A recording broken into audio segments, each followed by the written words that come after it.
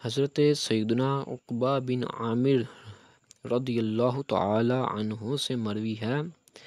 کہ مدینے کے سلطان رحمت عالمیان سرور ذیشان صلی اللہ تعالی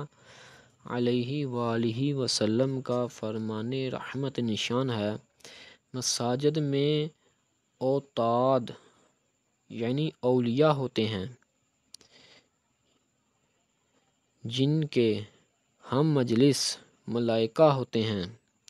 اگر وہ غائب ہوتے ہیں تو فرشتے انہیں تلاش کرتے ہیں، اگر وہ مریض ہوتے ہیں تو ان کی عیادت کرتے ہیں، اور اگر انہیں دیکھتے ہیں تو خوش آمدید کہتے ہیں، اگر وہ کوئی حاجت طلب کرتے ہیں تو فرشتے ان کی مدد کرتے ہیں، جب وہ بیٹھتے ہیں تو فرشتے ان کے قدموں سے لے کر آسمان تک کی جگہ کو گھیر لیتے ہیں، ان کے ہاتھوں میں چاندی کے ورق اور سونے کی قلمیں ہوتی ہیں، وہ نبی صلی اللہ تعالی علیہ وآلہ وسلم پر پڑھے جانے والے درود کو لکھتے ہیں اور یہ آواز دیتے ہیں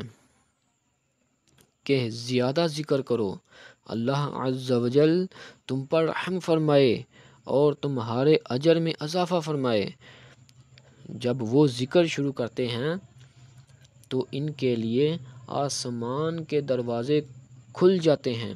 ان کی دعا قبول ہو جاتی ہے، خوبصورت آنکھوں والی حوریں ان کی طرف جھانکتی ہیں اور اللہ عز و جل ان پر خصوصی رحمت کی توجہ فرماتا رہتا ہے جب تک کہ وہ کسی اور کام میں مشغول نہیں ہو جاتے۔ ایک اور روایت میں ہے جب تک کہ وہ اہل ذکر حضرات جدا نہیں ہو جاتے، اور جب وہ بکھر جاتے ہیں تو زائرین فرشتے ذکر کی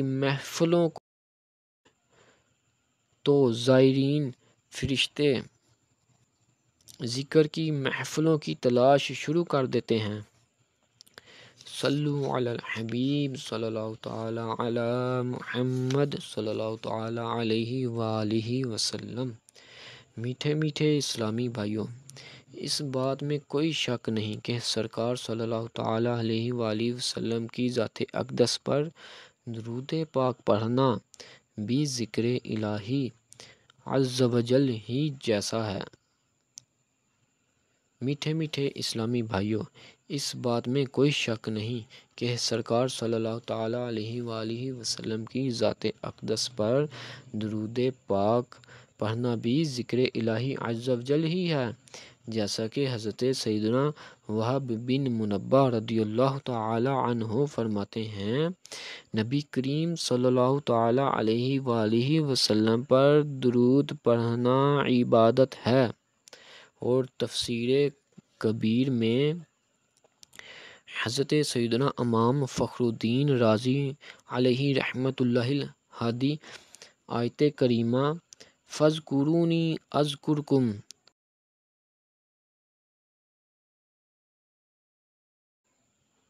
ترجمہ کنز ایمان، تو میری یاد کرو میں تمہارا چرچا کروں گا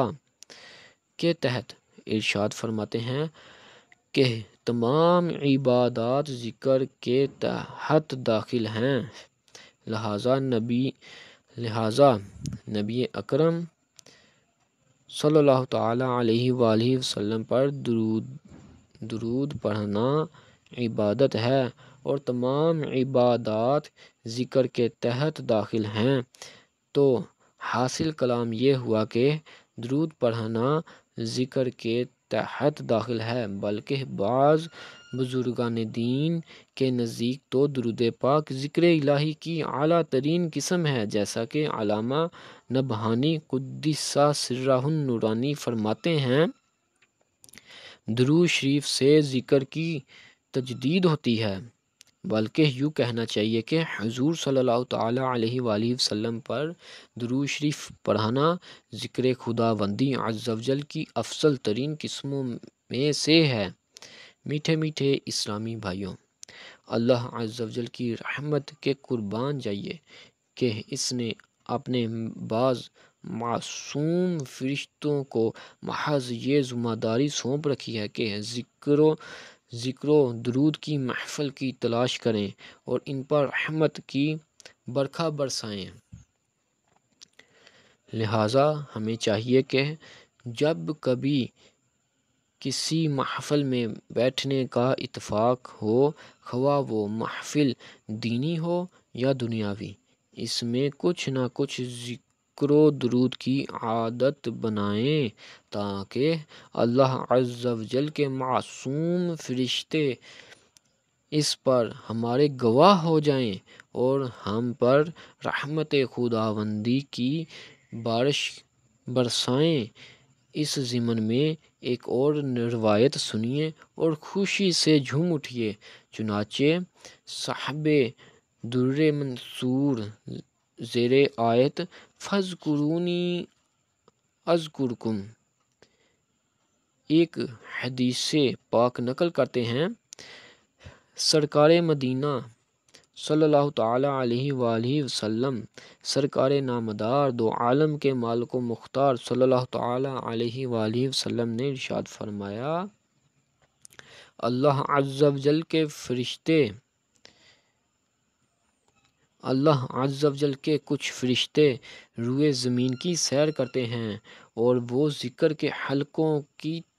تلاش میں لگے رہتے ہیں۔ جب کبھی کسی حلقہ ذکر پر آتے ہیں تو ان لوگوں کو گھیر لیتے ہیں، پھر اپنے میں سے ایک گروہ کو قاصد بنا کر آسمان کی طرف اللہ عز و جل کے دربار عالی میں بھیجتے ہیں۔ وہ فرشتے جا کر عرض کرتے ہیں، یا الہی، یا الہ العالمین، ہم تیرے بندوں میں سے کچھ ایسے لوگوں کے پاس پہنچے جو تیرے انعامات کی تعظیم کرتے ہیں، تیری کتاب پڑھتے ہیں اور تیرے نبی کریم حضرت محمد صلی اللہ تعالیٰ علیہ وآلہ وسلم پر درود پاک بھیجتے ہیں اور تجھ سے اپنی آخرت اور دنیا کے لیے دعا کرتے ہیں۔ اس پر اللہ تبارک و تعالی فرماتا ہے، ان کو میری رحمت سے ڈھانپ دو۔ ایک اور روایت میں ہے کہ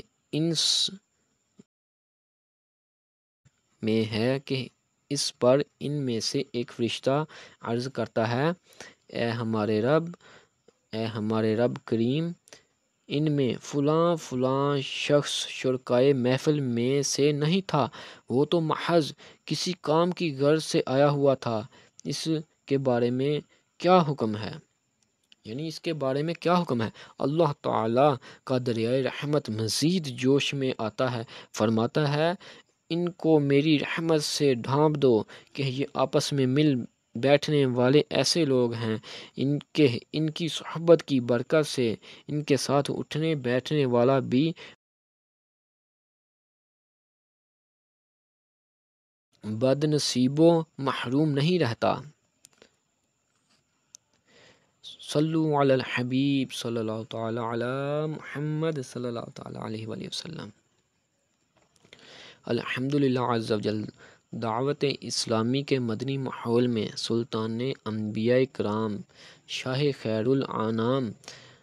صلی اللہ تعالی علیہ وآلہ وسلم کے عشق و محبت کے جام تو پلائے ہی جاتے ہیں، ساتھ ہی ساتھ سنتوں بڑے اجتماعات میں کثرت سے ذکر الہی کرنے، سرکار صلی اللہ تعالی علیہ وآلہ وسلم کی سنتیں سیکھنے سکھانے اور آپ صلی اللہ تعالی علیہ وآلہ وسلم کی ذات بابرکات پر درود پاک پڑھنے پڑھانے کا عملی طور پر ترغیب دلانے کا التزام بھی کیا جاتا ہے۔ بلکہ آغاز بیان میں ہی تاجدار رسالت شہنشاہ نبوت صلی اللہ تعالی علیہ وآلہ وسلم کی ذات ببرکت پر درود پاک پڑھنے کے 4 سیغے ان الفاظ کے ساتھ پڑھائے جاتے ہیں: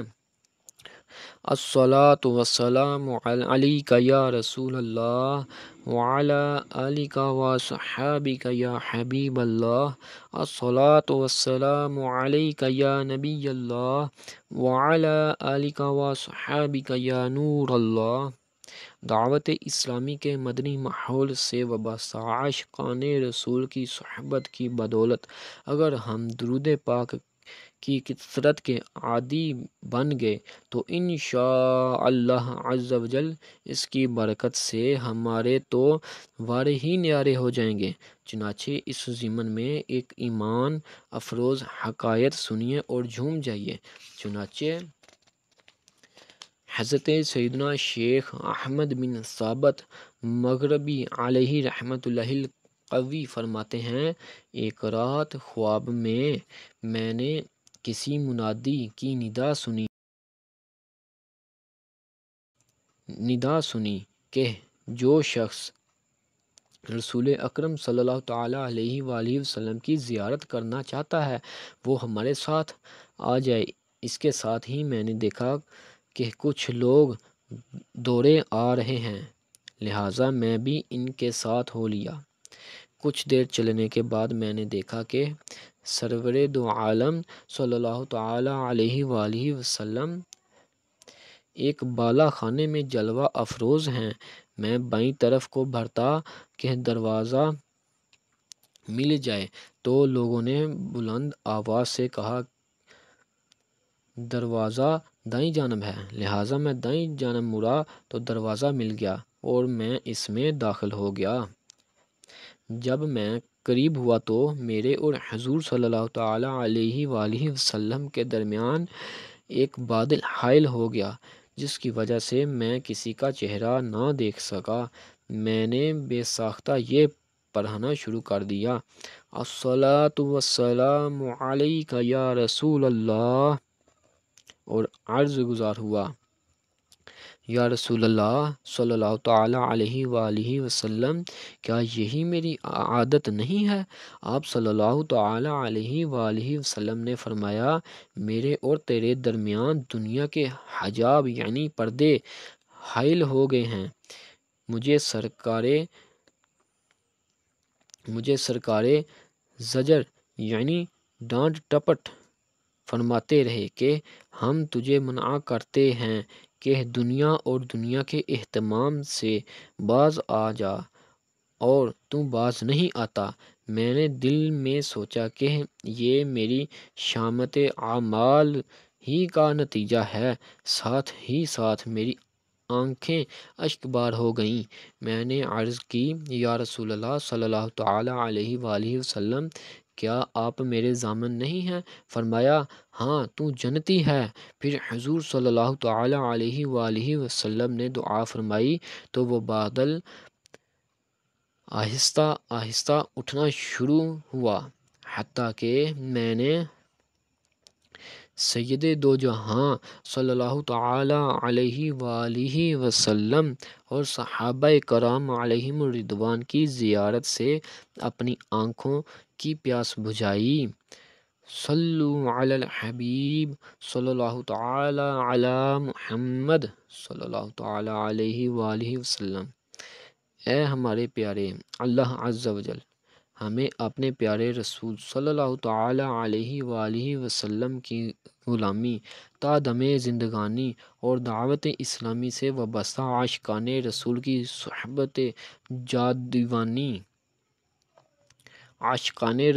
صحبت جاودانی کے ساتھ ساتھ کثرت درود خوانی کی توفیق مرحمت فرما، آمین بجاہ النبی الامین صلی اللہ تعالی علیہ وآلہ وسلم۔